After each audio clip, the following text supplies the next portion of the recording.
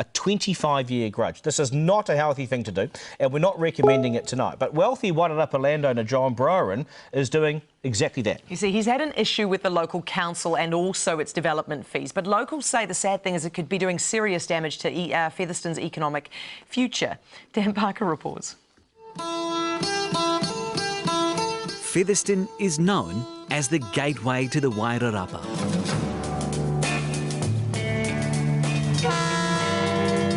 It has its charms, but it also has its eyesores, namely 3 prominent boarded up and vandalised buildings on the main street.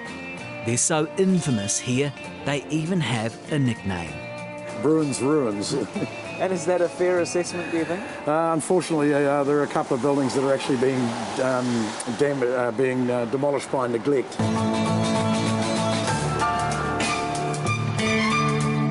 They're named after their owner, John Browen, who's been holding a 25-year-long grudge against the council.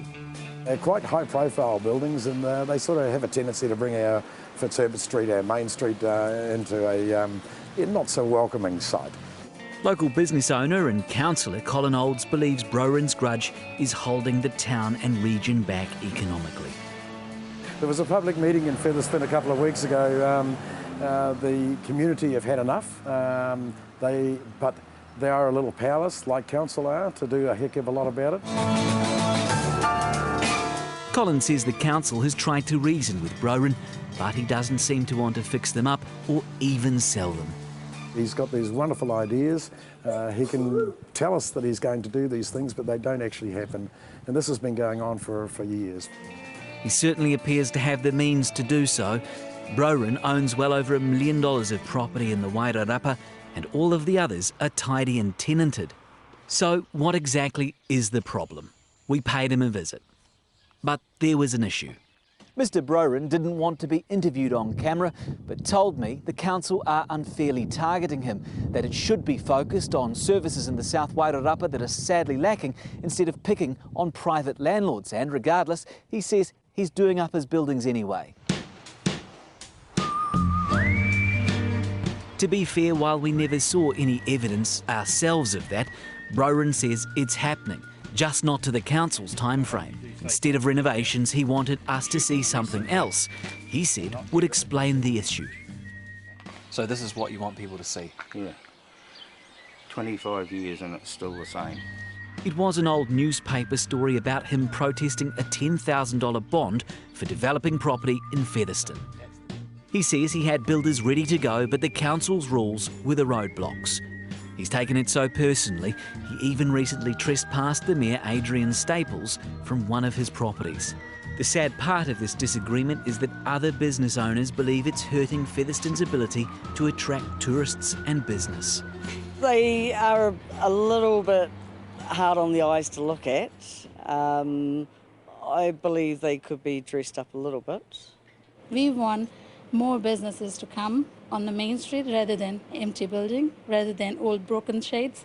Try to not mention anybody, but we really need this street to be alive.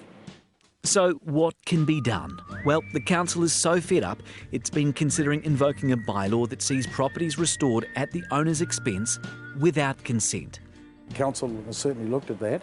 However, I guess it's something that hasn't been tested in court yet. Even after 25 years, the council is still hoping it won't come to that. It wants to work things out with Browen and says Featherston's future could be bright if they can put aside their differences. I like Featherston.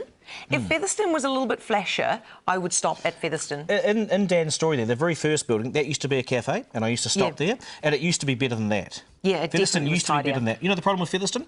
It's too close to Wellington and too close to a lot of the other cafes, like you know, you've got Martinborough and Carterton and Greytown. So it's kind of a no man's land, so it needs attraction. And they're fancier, right? Yeah, they are fancier. They are fancier. And it's a no man's land. Yeah, but see, for me, I come off that Imitaka Hill Road and I'm a bit like, and I'd love to stop and get a nice cup of tea. But if there was a nice cafe, you'd stop there. I would. I'd get my cup of tea there. I'd feel much more refreshed and then I'd carry on. I had the first date with my wife over there. Oh, Featherston. Some bacon egg pie by the train stop there. But it was bought in Martinborough, so it didn't actually add to the economic value of the town. You went all out, eh? Took your wife I did to actually, Featherston. $4 or something.